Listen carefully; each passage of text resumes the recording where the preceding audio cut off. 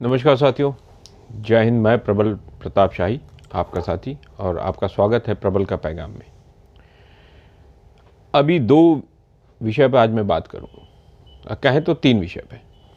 पहला, ये लॉकडाउन लगाया जा रहा है, वीकेंड लॉकडाउन उत्तर प्रदेश में भी लगाने की तैयारी चल रही है और दिल्ली में भी चल रही है। दिल्ली में घोषणा हो चुकी है और रोज़ कोरोना के केसेस बढ़ रहे हैं। उसके बावजूद आज के दिन जब मैं बात कर रहा हूं, उस समय भी प्रधानमंत्री रैली करने जा रहे हैं। इस देश का सबसे जिम्मेदारी पर पद पर बैठा हुआ व्यक्ति लाखों की रैली संबोधित कर रहे हैं लगातार। गृह मंत्री भी कर रहे हैं, उत्तर प्रदेश के मुख्यमंत्री भी कर रहे हैं, दिल्ली के मुख्यमंत्री भी कर रहे हैं और लोगों से कह रहे हैं कि आप सामाजिक दूरी बनाए रखिए, आप आपस के बीच में 3 फीट की दूरी बना के रखिए। रैलियों का हाल देखिए, रैलियों में लाखों लोग आ रहे हैं, एक से एक चढ़कर आ रहे हैं। बसों में ठसाठस भर के लोग आ रहे हैं। तो रैलियां करना इनके लिए ज़रूरी है। रैलियों से ही कोरोना की लड़ाई हो सकती है क्या? सवाल ये है। रैलियां होती रहेंगी और कोरोना भाग जाएगा कि कोरोना छुट्टी पर है? ये सवाल है। सरकार कहीं से भी जिम्मेदारी पूर्वक काम नहीं कर रही है। उसको यही नहीं मालूम है कि कोरोना से लड़ना कैसे है। जब फ्लाइट से ही जब पता है कि म्यूटेंट होकर कोरोना विदेशों से आ रहा है, तो हवाई अड्डों पर और बंदरगाहों पर चेकिंग क्यों नहीं मजबूती से की जा रही है, जिम्मेदारी पूर्वक की जा रही है? जब आपको मालूम है ओमिक्रॉन दक्षिण अफ्रीका में दिसंबर के पहले हफ्ते में शुरू हो गया या नवंबर के लास्ट में शुरू हो गया, तो उतनी कोताही क्यों बरती गई? हवाई अड्डों पर कोताही क्यों बरती जा रही है कोरोना चेक करने पे? 15 लाख लोग आएंगे और कोरोना देश के अंदर फैला देंगे। ये 2020 में भी हमने देखा, 2021 में भी देखा, 2022 में भी हम देख रहे हैं। सरकार बस, प्रधानमंत्री बस रैलियों में व्यस्त है।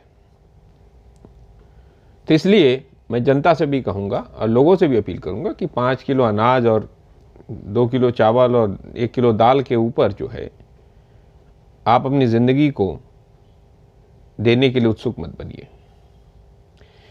आप इनकी रैलियों को बाइकआउट कर दीजिए, रैलियों में मत जाइए, नहीं जाने की ज़रूरत इनकी रैलियों में। क्या करोगे इनकी रैलियों में जाके? कोरोना लेने जाओगे इनकी रैलियों में? ये गारंटी लिख के दे रहे हैं क्या कि इनकी रैलियों में आओगे तो कोरोना नहीं होगा? क्या वैक्सीन है? दिल्ली के मुख्यमंत्री अरविंद केजरीवाल खुद कोरोना पॉजिटिव हो गए, इसके पहले लखनऊ हो गए, इसके पहले वो उत्तराखंड गए, रैली की। ये कितने गैर जिम्मेदार लोग इन पदों पर बैठ गए। इससे पता चलता है कि इन लोगों को शासन सत्ता चलाने नहीं आती। दूसरी बात, मेघालय के राज्यपाल सतपाल मलिक ने एक बयान दिया जिसमें वो प्रधानमंत्री को घमंडी, फिर बाद में कहते हैं अड़ियल, मैंने कहा, फिर कहते हैं गृह मंत्री ने उनको कहा कि इनकी मति मारी गई है। मैंने पहले भी कहा था, ये सारी कोशिशें बंदी, ये कवायद हो रही है नरेंद्र मोदी जी की तरफ से, बीजेपी की तरफ से, आरएसएस की तरफ से कि सतपाल मलिक को जाटों का नेता बनाया जाए। फिर से उनको कोशिश हो रही है किसान नेता बनाने की, एक नया किसान नेता, और वो पद पर भी हैं। छोटी छोटी अगर कोई बात अगर कह देता भारतीय जनता पार्टी को, उसको पद से हटा दिया जाता है। लेकिन पिछले 6 महीने से सतपाल मलिक बोल भी रहे हैं और पद पर भी हैं।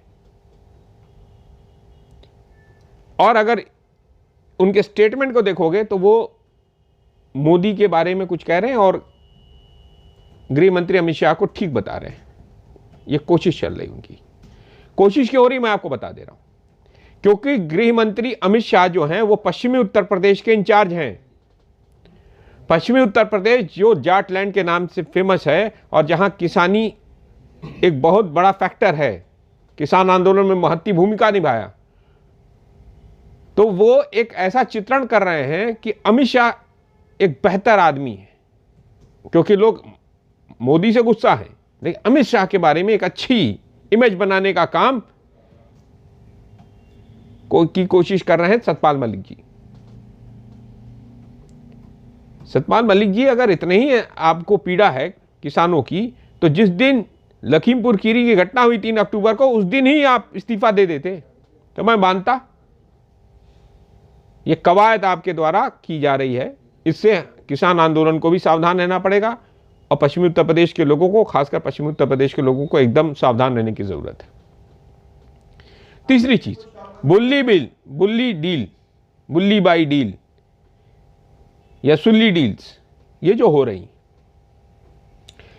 इसमें एक 18 साल की लड़की उसकी मास्टर माइंड है और 21 साल का आईआईटी प्रोफेशनल लड़का उसका साथी है।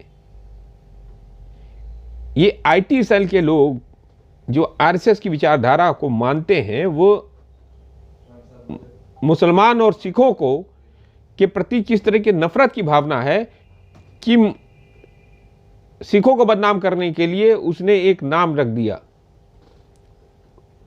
इन्होंने, और मुसलमानों की महिलाओं या एक्टिविस्ट जो थी उनका ऑक्शन कर रहे थे या नीलामी कर रहे थे उनके चेहरे लगा लगा के। कितनी घृणित कार्य, कितनी घृणित सोच आरएसएस ने आज के नौजवानों के अंदर डाल दिया है। इससे हमें सावधान रहने की जरूरत है, होशियार रहने की जरूरत है। आज मुझे बस इतना ही कहना था। धन्यवाद साथियों, जय हिंद।